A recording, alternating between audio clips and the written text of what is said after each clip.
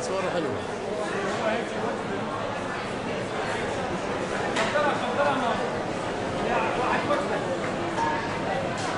No, don't worry.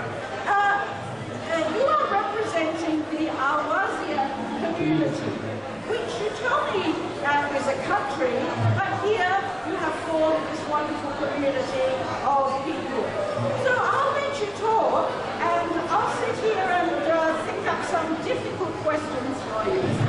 Okay. I would like to begin by acknowledging the Kama people, traditional custodians of the land on which we gather today, and I pay my respect to the elders past and present. I extend that respect to Aboriginal and Torres Strait Island people here today. On behalf of my community, I would like to welcome everyone to this wonderful event of Australia Day. This day is also a celebration of the profound ties of friendship between the Ahwaziyyan community and Australia. Here at this significant event, I would like to introduce my community and my occupied country, Al-Ahwaz. Al-Ahwaz is situated in West Asia in the Middle East at the northern edge of Eastern Arabia, on the tip of the Arabian Gulf. It borders Iraq to the west, and to the east and north, Al-Ahwaz borders Iran. Al-Ahwaz has a population of around 14 million. The reason that we are unsure about the Ahwaziyyan population is that the Iranian regime, since 1925, has been systematically discriminating against Ahwazi people and forcing them to migrate out of their lands and homes to other places in Iran or other countries. The Iranian regime has spent any efforts to calculate the population in Ahwaz. The plight of my country began in 1925, when the Iranian state occupied Al-Ahwaz or Arabistan. Ahwaziyyan people, prior to the occupation, enjoyed living peacefully in their own free country. Ahwaz is like an oasis. It is a green and lush agriculture heaven located in the driest region in the world. Al-Ahwaz has 5 major rivers, and its lands once considered one of the best lands for agriculture in the Middle East. Accordingly, the majority of Ahwaziyyan people were farmers or merchants, and agricultural exports was the main source of income of the state. However, in the early 20th century, oil was discovered in Al-Ahwaz, and it became one of the richest states in the region, and even in the world. During that time, the story of the oil became to dominate the world, and countries like Al-Ahwaz became a target for bigger and greedier states.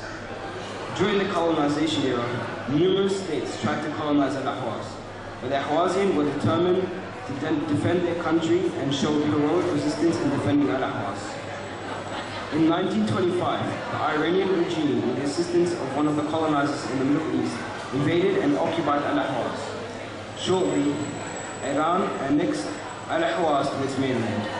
Since then, the Iranian regime has been looting the Ahwaz resources, in particular, oil, gas, and water.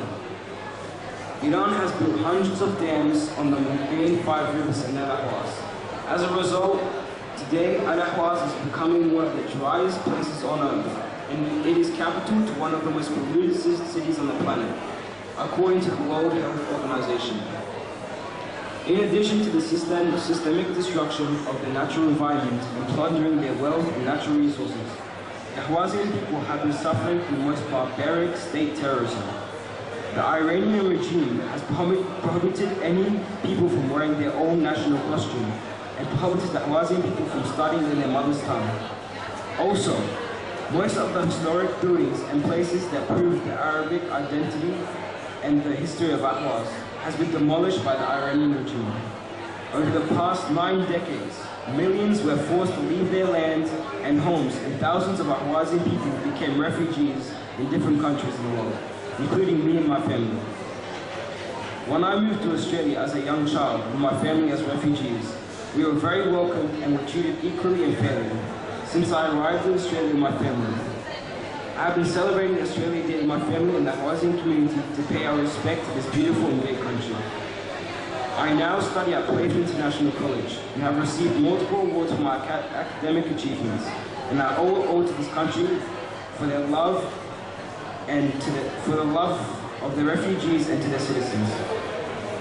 Since its establishment in 2009, the Ahwaziyyan community has been participating in most of the Australian events, In particular, the Australian Day to pay our respects to this great country. We are proud that we every year attend and take part in this important day.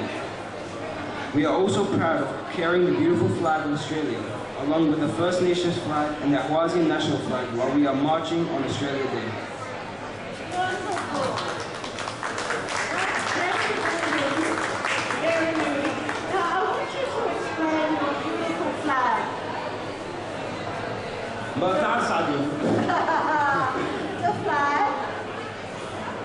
المعنى للأحمر الدفاع. So this is like defending our country. الدفاع بالدم. In blood. والأبيض السلام. يعني المسالمة والصلح. والنجمة الشعب. الشعب يعني الشعب الأحوازي النجمة. Oh, this is like all the people. والدائرة حاضنة الأمة. Wonderful. It's very take over our country. This is like the darkness of our country. of course, that's right. But here you say that you've been accepted. Yes. And you feel safe. Yeah. That's wonderful. Is there ever a time you think you might be able to go back to where you were born, or is it too dangerous now for you to return? Inshallah, right now it's really dangerous to return, but we hope that in the future we will be able to get our country back and be able to live there freely. Inshallah, I hope so too. Yes, I hope so too. You have been the most splendid representative. I hope you're very proud of this young man because he's a natural. Yes, thank you so much. Thank you. Thank you for being and allowing us your beautiful words about your country and for making us more aware and educating us about how we country.